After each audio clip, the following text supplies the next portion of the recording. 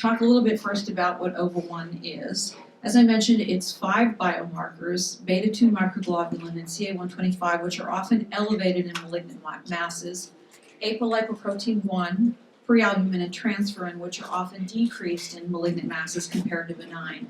Those 5 assays are run, and then through a trade secret algorithm that was developed through researchers at Johns Hopkins University, a level between 0 and 10 is given as the result. And in premenopausal women, if the level is 5 or greater, and in postmenopausal women, if it's 4.4 or greater, mass is felt to be higher risk for malignancy. And if it's less than that, it's low risk for malignancy. These are 4 of our most important publications. The top one is the original trial for OVA1 that was run by Dr. Fred Uhlin at the University of Kentucky, but was run over about 22 sites around the country. And it compared the use of CA125 clinical assessment, modified ACOG criteria, or OVA1 in predicting whether masses going to surgery were benign or malignant. And in that study, OVA1 detected 76% of malignancies that were missed by using CA125 alone. In the follow-up pivotal trial that was run by Dr. Bristow at UC Irvine, when you looked at adding OVA1 with the doctor's clinical impression, it reduced the amount of cancers missed from 26% using clinical impression alone to only 4%.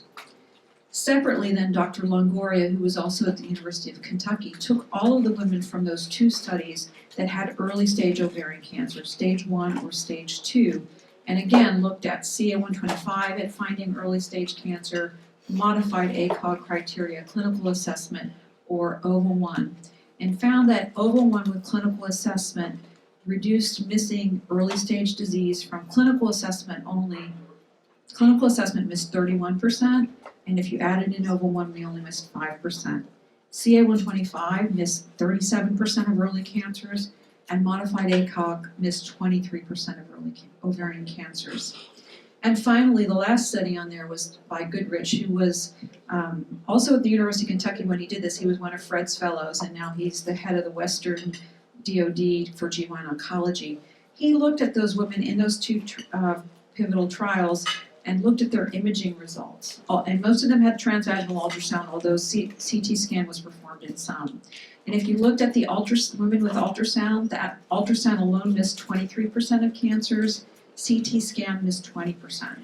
If you scored the ultrasound into very simple high risk and low risk, whether it was solid or cystic, very simple criteria, if you looked at the ultrasound plus the OVA1 result together, only 2% of cancers were missed. So showing that using the results of imaging along with our tests even further improves its value.